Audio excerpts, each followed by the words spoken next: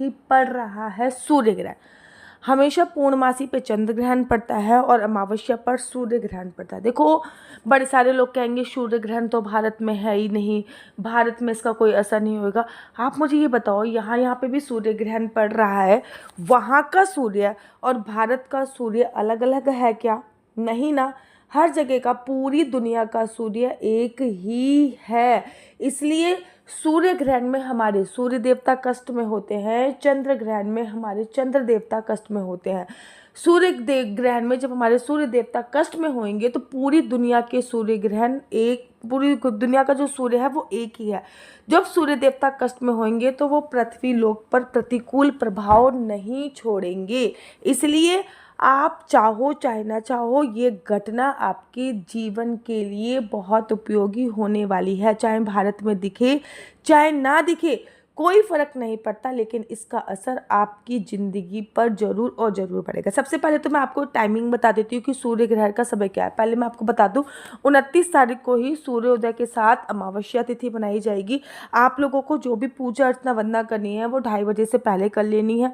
जो भी अपने पितरों का तर्पण करना है, पितरों का श्राद्ध कर्म करना है, पितरों के लिए तर्पण करना है, खीर इत्यादि जो बनानी है वो 2:30 बजे से बनानी है, क्योंकि सूर्य ग्रहण भारत के समय के अनुसार 2:21 से प्रारंभ होएगा और 6:14 तक रहेगा। दोबारा से रिपीट करती हूँ, सूर्य ग्रहण पहला सूर्य ग्रहण है ये साल का। इस साल 2 सूर्य ग्रहण लगेंगे और 2 चंद्र ग्रहण लगेंगे। पहला सूर्य ग्रहण 29 मार्च 2025 को चैत मास के कृष्ण पक्ष की अमावस्या के दिन लगेगा। यह पूर्ण सूर्य ग्रहण होने वाला है। माना कि यह भारत में नहीं दिखाई देगा, लेकिन दोपहर को 2:30 बजे से ये ग्रहण प्रारंभ होएगा, 6:14 तक ये ग्रहण रहने वाला है। बेसिकली ये जो ग्रहण दिखाई देगा ये ऑस्ट्रेलिया में, जर्मनी में, फ्रांस में, आयरलैंड में, कनाडा के पूर्वी भाग में, हॉलैंड में, यूके में, इंग्लैंड में, अमेरिका के कुछ क्षेत्र आदि में दिखाई देगा, लेकिन भारत में यह ग्रहण बिल्कुल भी नहीं दिखाई देगा। अगर भारत में ग्रहण नहीं दिखाई दे रहा तो भारत में बिल्कुल भी सूतक मान्य नहीं होगा। मैं हमेशा कहती हूँ, बड़े सारे लोग कहते हैं ना कि दीदी यार ग्रहण है क्या करें क्या करें। हमारे पड़ोस में जब किसी की डेथ हो जाती है तो हमारे घर पे कोई सूतक नहीं लगता, लेकिन उसकी डेड बॉडी घर के बाहर पड़ी रहती है, वो लोग रोते हैं तो हमारे घर पे नेगेटिविटी आती है। ये नहीं आती, आती है ना। माना कि ग्रहण जो है वो भारतवर्ष में नहीं पड़ रहा, भारत में कहीं से भी कहीं तक कोई ग्रहण नहीं है, लेकिन जब हमारे पड़ोसी देशों पे ग्रहण पड़ेगा और हमारे सूर्य देव, जिनको हम देवता कह के पूछते, सूर्य ग्रहण पड़ेगा, सूर्य देवता हमारे कष्ट में होंगे, तो भारत पे भी नेगेटिविटी का असर होगा ही होगा। इसलिए आपको बहुत सावधानियां बरतनी है। आगे वीडियो में मैं आप लोगों को बताऊंगी आपको क्या क्या सावधानियां बरतनी है। एक तो वैसे भी शनिवार वाला दिन, ऊपर से अमावस्या, ऊपर से सूर्य ग्रहण, ऊपर से इसी दिन जो शनि देव हैं वो अपनी राशि कुंभ को छोड़कर बहुत सालों बाद अपनी राशि कुंभ को छोड़कर अपनी राशि कुंभ को छोड़कर मीन राशि में प्रवेश कर रहे हैं, जिसका प्रभाव आप लोगों को देखने को मिलेगा। इस समय पे मकर राशि में और भी बहुत सारी ऐसी राशि हैं जिन पे शनि की 7.5 विश्राम हो रही है, लेकिन धनु राशि हो गई, मेष राशि हो गई, और भी बहुत सारी राशि ऐसी है जिन पे शनि की 7.5 प्रारंभ हो रही है। खैर 7.5 के ऊपर तो मैं अभी बात ही नहीं करना चाहती, आज मैं बात केवल सूर्य ग्रहण की कर रही हूँ। तो ये सूर्य ग्रहण 29 मार्च को लग रहा है और ये सूर्य ग्रहण जो है, ये सूर्य ग्रहण भी मीन राशि में ही लग रहा है। सोचिए, और मीन ही राशि में शनि देव भी प्रवेश करने जा रहे हो, ये सूर्य ग्रहण भी मीन राशि में लग रहा है। तो मीन राशि वाली आप तो प्लीज़ थोड़ा सा सावधान हो जाइए। थोड़ा सा सावधान होने की मीन राशि वालों को आवश्यकता है। वैसे तो ग्रहण के समय सभी को बहुत सावधान होना है। 2:30 बजे से पहले आपको जो भी खाना वगैरह खाना है, आप 2:30 बजे से पहले खाना खा लीजिए। याद रखिए, 2:30 बजे के बाद कोई किसी भी प्रकार का कोई भोजन इत्यादि नहीं करेगा। आपको जो भी भोजन इत्यादि करने हैं वो आपको 2:30 बजे से पहले ही करना पड़ेगा। 2:30 बजे के बाद कोई भी भोजन नहीं करेगा। अगर आपके शरीर में सामर्थ्य है तो 2:30 बजे से लेकर 6:30 बजे तक किसी भी प्रकार का कोई भोजन मत कीजिए। सोच के लिए मत जाइए। आपको अपनी माला झोली उठा सकते हैं और जितना ज़्यादा हो सके मंत्रों का जाप कर सकते हैं। कहते हैं सूर्य ग्रहण के समय अगर हम मंत्रों का जाप करते हैं तो ये बहुत ज़्यादा पुण्यदायी होता है। सूर्य ग्रहण और चंद्र ग्रहण का जो वर्णन है ना, वो श्रीमद् भागवत महापुराण में भी उसका वर्णन आया है। और श्रीमद् भागवत महापुराण में ये भी वर्णन आया है कि सूर्य ग्रहण के समय भगवान श्री कृष्ण द्वारका से कुरुक्षेत्र आते थे और वहाँ पे स्नान करके जप तप करते थे और बहुत सारा दान करते थे।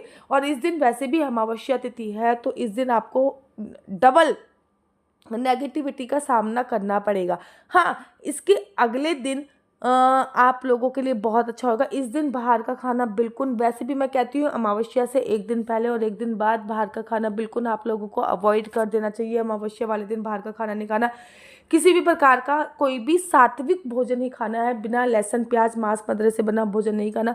जो भी पूजा पाठ करनी है 2:30 बजे से पहले कर लीजिए, जो भी खाना खाना है वो 2:30 बजे से पहले कर लीजिए। 2:30 बजे के आसपास या फिर उससे पहले अपने घर के आसपास, मतलब अपने घर में हर जगह आपको एक नींबू है वो काट काट के रख लेने हैं। और सूर्य ग्रहण के समय वो नींबू जो होता है, नींबू का काम क्या होता है, हमारे घर में नेगेटिविटी नींबू से पैदा नहीं होती है। तो नींबू अगर आप चारों तरफ काट के कर लोगे तो सूर्य ग्रहण की जो भी नेगेटिविटी है वो नींबू में अब्जॉर्ब हो जाएगी, आप पर उसका कोई भी असर नहीं पड़ेगा। सूर्य ग्रहण के समय जो गर्भवती महिलाएं हैं वो अपने पेट पर गेरू लगा के रखें। माना कि वो भारत में नहीं पड़ रहा, लेकिन हमारे सूर्य देवता कष्ट में है और उसका असर आपके गर्भ पर पड़ेगा ही पड़ेगा, इसलिए अपने पेट पर गेरू लगाएं। तुलसी माला से जितने ज़्यादा हो सके भगवान के नामों का सिमरन करें। जब हमारे देवी देवता कष्ट में होते हैं तो पृथ्वी लोक पर नेगेटिव प्रभाव छोड़ते हैं, इसलिए भगवान से देवी देवताओं के कष्ट निवारण के लिए आपको निवेदन हमेशा करते रहने चाहिए। सूर्य ग्रहण के बाद पूरे घर में हनुमान चालीसा जोर से चलानी है। गंगा जल में नमक डालकर नींबू डाल के पूरे घर में छिड़काव करना है। मतलब ये समझ लीजिए सूर्य ग्रहण से भी 5-10 मिनट के बाद ये काम करना है। 6:30 बजे के आसपास एक लोटा लीजिए, लोटे में थोड़ा सा पानी डालिए, गंगा जल डालिए, उसमें नींबू निचोड़िए, उसमें नमक निचोड़िए और उसका छिड़काव पूरे घरों में, अपने घर की बेडशीट पर, पर्दे पर, अपने पूरे घर में आपको इसका छिड़काव अवश्य और अवश्य करना है, ताकि किसी भी प्रकार की कोई भी नेगेटिविटी आपके घर पर हावी ना हो सके। किसी भी प्रकार की कोई भी नेगेटिविटी जो है वो सब चली जाए। सूर्य ग्रहण के समय आपको सूर्य ग्रहण के बाद घर के मुख्य द्वार पर, जब सूर्य ग्रहण खत्म हो जाता है तो घर के मुख्य द्वार पर स्वास्तिक बनाना होता है। घर का जो बाहर का खुला एरिया है उनको धोना होता है, जैसे कि बालकनी हो गई, छत हो गई, उनको पानी में डाल के धोना। जो कपड़े आपने पहने हैं वो वॉशिंग मशीन में डाल देने या फिर उनको धोने होता है। पानी में नींबू डाल के खुद भी स्नान करना होता है, ताकि आपकी पूरी नेगेटिविटी जो है वो निकल जाए। याद रखिए सूर्य ग्रहण 29 को है। 2:30 बजे से पहले खाना खाइएगा, 2:30 बजे के बाद किसी भी प्रकार का कोई भोजन इत्यादि नहीं करेगा, लेकिन शरीर साथ नहीं देता तो आप भोजन इत्यादि कर सकते हैं। आप सूर्य ग्रहण से कैसे बचना है, सूर्य ग्रहण में क्या क्या चमत्कारी उपाय करने हैं, इसके लिए मैं दूसरी वीडियो बनाऊंगी।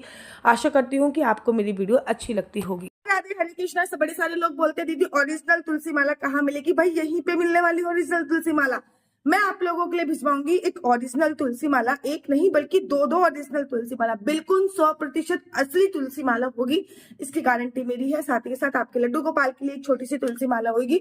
उसी के साथ साथ आपको एक माला झोली का बैग दिया जाएगा, ये माला झोली का बैग, और इसमें भी एक माला होगी जो जपने वाली माला होगी, जिसका आप मंत्र का जाप कर सकते हैं, ओम नमो भगवते वासुदेवाय, ओम नमो भगवते वासुदेवाय। और इसी के साथ साथ इसमें मिलेगा आपको ये असली अश्वगंधा तिलक, जिसमें असली अश्वगंधा तिलक है। ये सारी चीजें बिल्कुल ओरिजिनल है, वृंदावन धाम से डायरेक्ट आपके घर पे आएंगी। नीचे स्क्रीन पे नंबर दिया हुआ है, आप लोग प्लीज इस पे फोन करके मंगा सकते हैं। इसका प्राइस रखा गया है 501 रुपए, बाकी ऊपर से डिलीवरी चार्ज जो भी लगेगा वो आपको देना पड़ेगा। बिल्कुल ओरिजिनल 100% प्योर तुलसी माला आपके लिए हाजिर है, जल्दी से ऑर्डर कर दीजिए। अगर आपको मेरी वीडियो अच्छी लगती है तो आप अपना यूट्यूब चैनल हरि बोल को लाइक शेयर सब्सक्राइब करना बिल्कुल भी मत भूलिए। और हाँ, आप कुंडली दिखाने के लिए मुझे संपर्क कर सकते हैं। मेरा नंबर आपको नीचे स्क्रीन पे दिख रहा होगा। मेरा नंबर है 4/9-20-25-62। मैं दोबारा से रिपीट करती हूँ, 4/9-20-25-62। आपका बच्चा जॉब करेगा या बिजनेस करेगा, बिजनेस करेगा तो किस क्षेत्र में बिजनेस करेगा, जॉब करेगा तो किस फील्ड में जॉब करेगा, आपके बच्चे का लक्की नंबर क्या है, लक्की कलर क्या है, क्या कुंडली में सरकारी नौकरी का योग है, क्या कुंडली में विदेश जाने का योग है, अगर आपकी शादी नहीं हो रही है तो आपके क्या उपाय करने हैं, शादी का शुभ मुहूर्त क्या है। साथ ही के साथ अगर आप कुंडली दिखा दिखा के थक चुके हो और सभी प्रकार के उपाय कर करके थक चुके हो, तो मेरा मानना है कि एक बार अपना नेम करेक्शन अवश्य और अवश्य करा दीजिए, क्योंकि नेम करेक्शन से आपकी ज़िंदगी भी बदल जाती है। जैसे कि आयुष्मान खुराना ने भी करा रखा है, जैसे कि करीना कपूर ने करा रखा है, करिश्मा कपूर ने, ऋतिक रोशन का नाम पहले ऋतिक रोशन था, अब उसको ऋतिक रोशन बोलते, तो नेम करेक्शन अवश्य कराइए। कुंडली दिखाने के लिए संपर्क करिए इस नंबर पर। किसी भी प्रकार से कोई भी क्वेश्चन आंसर मत पूछिए। राधे राधे, हरे कृष्ण।